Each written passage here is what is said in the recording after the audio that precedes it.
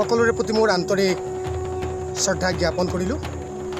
মই নতুন বছৰৰ ভোগালী বিহু তথা আগন্তুক 22 জানুৱাৰী ৰাম মন্দিৰৰ উন্মোচনৰ এটি গীত পৰিৱেশন কৰিবলৈ লৈছোঁ।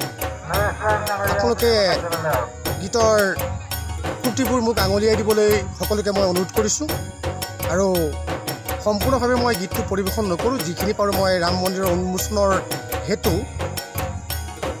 দুফাকিমান মই গীতটো পৰিৱেশন কৰিবলৈ সাজু আছোঁ। ধন্যবাদ।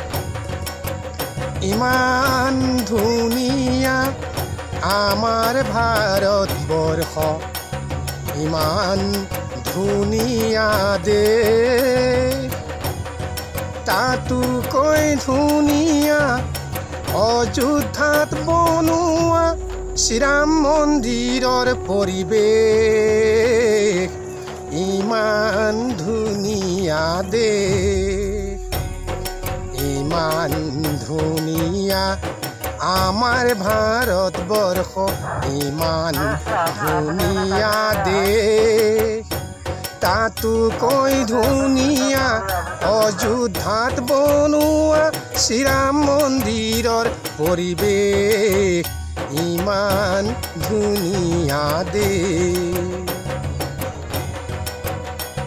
ধন্য জনগণ পুণ্য ভাৰতখন, ধন্য ধন্য চাৰি জাতি। 22 জানুৱাৰীত সকলোৰে ঘৰত জ্বলোৱা এগছি চাকি, জ্বলোৱা এগছি চাকি। ধন্য জনগণ পুণ্য ভাৰতখন, ধন্য ধন্য চাৰি জাতি। 22 জানুৱাৰীত প্ৰতি ঘৰে ঘৰে জ্বলোৱা এগছি চাকি, জ্বলোৱা এগছি চাকি। নহওঁ হিন্দু, নহওঁ মুছলিম, নহওঁ খ্ৰীষ্টান,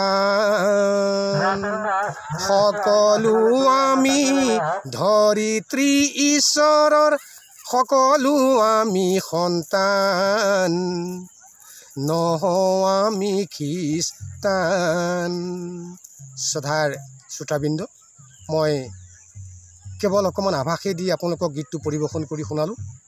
সুন্দৰকৈ মই গীতটো পৰিৱেশন কৰি আকৌ আপোনালোকক শুনাম বুলি মোৰ আশা আছে। যদি আপোনালোকে গীতটো ভাল পায়, যদি আপোনালোকে গীতটো শুৱলাই পায়, তেতিয়া মই পুনৰ আকৌ গীতটো আপোনালোকক সুন্দৰভাৱে পৰিৱেশন কৰি শুনাম বুলি মই গীতটো ইমানতে সামৰণি কৰিছোঁ। ধন্যবাদ।